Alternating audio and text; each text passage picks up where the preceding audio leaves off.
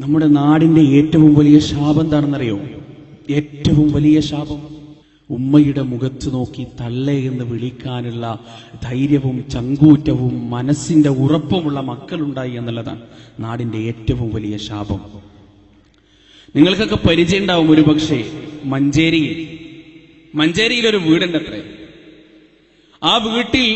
ആ വീടിന്റെ പുറത്തുകൂടി നിങ്ങൾ നടന്നു പോകുമ്പോ ആ വീടിന്റെ ഉള്ളിൽ നിന്ന് വല്ലാത്തൊരു കരച്ചിൽ നിങ്ങൾക്ക് കേൾക്കാൻ പറ്റും അത്രേ. ആ കരച്ചിലിന് ഒരു പശ്ചാത്തലമുണ്ട്. എന്താണെന്നറിയോ? ആ വീട്ടില് ആകെ ഉണ്ടായിരുന്നത് ഒരു ഉമ്മയും ഒരു മകനുമാണ്. അങ്ങനെ മകൻ വളർന്ന് വലുതായി എന്തിനും പോന്ന തണ്ടും തടിയുള്ള ഒരു ആൺകുട്ടിയായി ഉമ്മ മകനെ കല്യാണം കഴിച്ചു കൊടുത്തു. ഭാര്യ വീട്ടിലേക്ക് വന്നു, ജീവിതം തുടങ്ങി. ഒരുപാട് നാള് കഴിഞ്ഞു. ഒരു ദിവസം ഈ ഭാര്യക്ക് ഒരു ആഗ്രഹം. എന്താണെന്നറിയോ? എനിക്ക് മാത്രം ഇരിക്കാൻ ഇവിടെ ഒരു കസേര വേണം, ഒരു ചൂരലിന്റെ കസേര. ആ കസേരയിൽ ഇവിടെ വേറെ ആരും ഇരിക്കാൻ പാടില്ല, ഞാൻ മാത്രമേ ഇരിക്കാൻ പാടുള്ളൂ. അങ്ങനെ ഒരു കസേര ഇവിടെ വേണം. ഭർത്താവ് വന്നപ്പോ പറഞ്ഞു, ഈ വീട്ടില് എനിക്ക് മാത്രം ഇരിക്കാൻ ഒരു ചെയർ വേണം.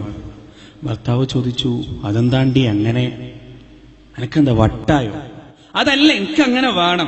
ആയിക്കോട്ടെ, പ്രശ്നമില്ല, ഒരു കസേര വാങ്ങിച്ചാൽ അതിന് വലിയ ചെലവൊന്നുമില്ലല്ലോ. അങ്ങനെ ഒരു കസേര വാങ്ങിക്കൊടുത്തു. സ്വാഭാവികമായിട്ടും കസേര വാങ്ങിയപ്പോ ആ കസേര കണ്ട ഉമ്മ അതിലിരിക്കാൻ തുടങ്ങി. ഉണ്ടാവുമല്ലോ, ദിവസവും ഈ ഭർത്താവ് വീട്ടിലേക്ക് വരുമ്പോ ഇവള് തലയണ മന്ത്രത്തിലൂടെയും കുശുമ്പ് കുന്നായത്തിലൂടെയും ഈ ഉമ്മയ്ക്കെതിരെ പരാതി പറയാൻ തുടങ്ങി.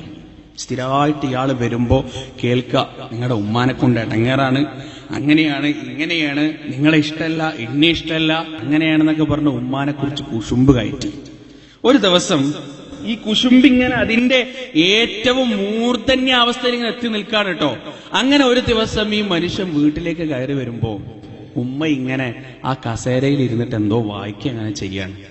ഇയാള് ഗ്രിൽസ് തുറന്ന് ചാടിക്കയറി ഉമ്മാന്റെ വയറ്റത്ത് ഒരൊറ്റ ചവിട്ടി. മഞ്ചേരിയിൽ നടന്ന സംഭവമാണ് അത്ര. ഗ്രില്ല് തുറന്ന് ചാടിക്കയറി ഉമ്മയുടെ വയറ്റത്തേക്ക് ഒരൊറ്റ ചവിട്ടി. എന്നിട്ട് ചോദിച്ചു, തള്ളേ, നിങ്ങൾക്ക് നാണല്ലേ? എന്റെ പെണ്ണുങ്ങൾക്ക് ഇരിക്കാൻ വേണ്ടി ഞാൻ വാങ്ങിച്ചു കൊടുത്ത കസേരയിൽ ഇരുന്ന് കണ്ട് പുസ്തകം വായിക്കാൻ നാണല്ലേ നിങ്ങൾക്ക്, തള്ളേ എന്ന് ആ ഉമ്മയുടെ മുഖത്ത് നോക്കി ഈ മനുഷ്യൻ ചോദിച്ചത്രേ. വയറ് പിടിച്ചുകൊണ്ട് ആ ഉമ്മ പറഞ്ഞു, മോനെ, എന്തൊരു ശക്തിയാണ്ടാ നിന്റെ കാലിന്, എന്തൊരു ശക്തിയാണ്ടാ നിന്റെ കാലിന്. സഹോദരങ്ങളെ, ഒന്ന് ആലോചിച്ചു നോക്ക്. ഏതൊരു വയറ്റിലാണോ അവൻ ചവിട്ടിയത്, ആ വയറ്റിലാണ് 25 വർഷം മുമ്പ് 10 മാസക്കാലം ചുരുണ്ട് കിടന്നത്. ആ വയറ്റിൽ നിന്ന് കിട്ടുന്ന വെള്ളം, അവിടെ നിന്ന് കിട്ടുന്ന ഭക്ഷണം, അതിനുശേഷം ജനിച്ചു വീണതിന് ശേഷം ആ ഉമ്മയുടെ കരങ്ങളും ആ ഉമ്മയുടെ ചുണ്ടുകളും ആ ഉമ്മയുടെ മാരടവും ആ ഉമ്മയുടെ കണ്ണുനീരും നൽകിയ ചൂടേറ്റുകൊണ്ടാണ് അവൻ വളർന്നത്. ഇന്ന് ആ മനുഷ്യൻ കിടന്ന് അനുഭവിക്കുകയാണ് അല്ലേ? മാതാപിതാക്കളോടുള്ള അക്രമത്തിന്റെ ശിക്ഷയുടെ ജീവിക്കുന്ന തെളിവായി മഞ്ചേരി പ്രദേശത്ത് ഇന്നും ആ മനുഷ്യൻ ജീവിക്കുന്നു. എനിക്ക് ആ മനുഷ്യന്റെ വീടറിയില്ല, വ്യക്തിപരമായി അറിയില്ല, പക്ഷേ ആളുകൾ പറഞ്ഞ് ഞാൻ കേട്ടിട്ടുണ്ട്. കുറച്ച് ദിവസങ്ങൾക്ക് ശേഷം അദ്ദേഹത്തിന്റെ നഖം വെട്ടുന്ന സമയത്ത് കുറച്ചൊന്ന് കയറ്റി വെട്ടിപ്പോയി. അതൊരു പഴുപ്പായി.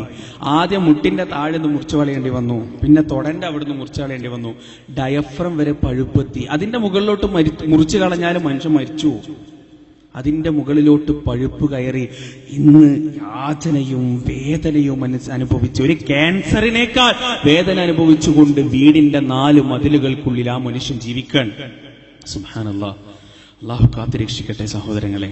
അല്ലെ, ഉമ്മയോടും വാപ്പയോടും അനാവശ്യമായി പെരുമാറിയാൽ പടച്ചതമ്പുരാൻ ഈ ദുനിയാവിൽ നിന്ന് വിട്ടുപിരിയുന്നതിന്റെ മുന്നേ ശിക്ഷ തരുമെന്നതിന്റെ ജീവിക്കുന്ന തെളിവാണ് മഞ്ചേരി പ്രദേശത്ത് ഇന്നും നമുക്ക് കാണാൻ സാധിക്കുന്നത്.